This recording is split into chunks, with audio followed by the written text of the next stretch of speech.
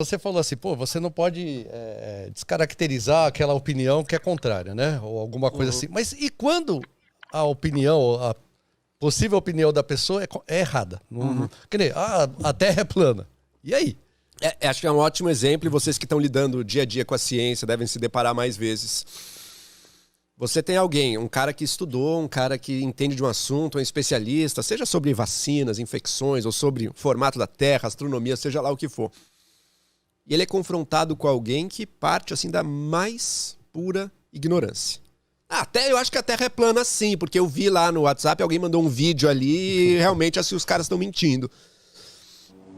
A reação natural, a reação espontânea da pessoa que se defronta com isso é o quê? O primeiro, é o desprezo absoluto por aquilo que ela está vendo ali na frente dela. E a reação é dizer, meu amigo, olha, eu estudei, você não sabe, ponto final. Pelo amor de Deus, aprenda antes de começar a falar besteira. Essa é a reação espontânea. Tá. Essa é uma reação que não funciona hoje em dia.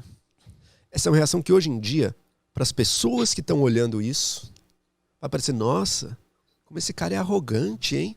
Tudo bem que ele estudou, mas ele precisa fazer assim. Se ele soubesse mesmo, ele não precisava falar que ele tem doutorado, nada disso.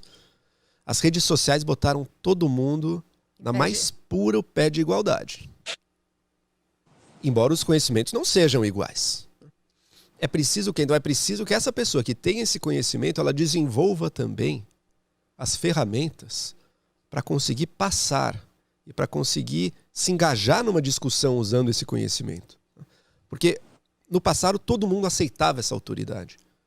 E era bom que aceitasse, porque é uma autoridade real, tá? A autoridade não é algo criado, arbitrário. Eu resolvi dar para esse cara aqui um carimbo de que ele é melhor que os outros. Não, porque ele estudou, ele entende o assunto, ele sabe ler os dados, ele sabe ler um estudo, ele sabe produzir aquele conhecimento, ele tem algo real ali. Tem uma curadoria de todo mundo vendo o conhecimento. Ele participa de um processo de criação de conhecimento que todo mundo ali é falível e erra bastante, mas que os outros se corrigem, que portanto a coisa evolui. Ele acompanha o estado atual do debate sobre as diversas questões. Então, ele tem razão, ele tem motivos para ser essa autoridade.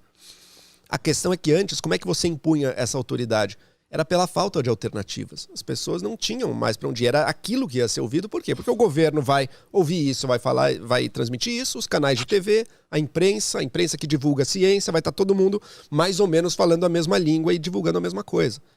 Hoje em dia, esse poder de determinar o discurso dessa maneira, ele acabou. Por mais que todos esses canais institucionais continuem fazendo a mesma coisa, ele já não. A pessoa pode estar inundada de informação que não passa por eles. A pessoa tem outras fontes também, canais paralelos, site de alguém que fez, o amigo que faz vídeo também agora. Então, mudou aquilo. Aquela autoridade que era uma autoridade meio que aceita de forma quase natural, ela era aceita de forma natural porque não havia alternativa. As pessoas tinham que se sujeitar àquilo, porque não existia muito fora daquilo. Hoje em dia existe muita coisa fora daquilo. Portanto, não basta só você reafirmar aquela autoridade. Ela tem que, de alguma maneira, esse conhecimento ele vai ter que ter agora, ele vai ter que ser trazido. E vocês, no fundo, o que vocês fazem é muito disso, né? Trazer um conhecimento científico para uma coisa mais pública, mais da experiência das pessoas, que elas possam usar, se divertir. Esse trabalho de filtragem vai ter que ser cada vez mais feito. Claro, ele era feito antes também, mas hoje em dia ele tem uma importância ainda maior, porque antes você estava ensinando alguém que se não soubesse, só não ia saber. Hoje em dia você está, de alguma maneira, também você está ensinando alguém, mas você está ensinando alguém sabendo que, opa, tem outras pessoas dizendo coisas muito diferentes e muito perigosas aqui do lado. E, portanto, a gente está também envolvido, de alguma maneira, num debate sobre isso, sobre qual é o papel da ciência, sobre como é que o ser humano adquire conhecimento. E esse debate, hoje em dia, ele é muito mais democrático do que era antes. Agora, ser mais democrático não necessariamente é um elogio. É só uma descrição do que acontece. Ele é mais igualitário.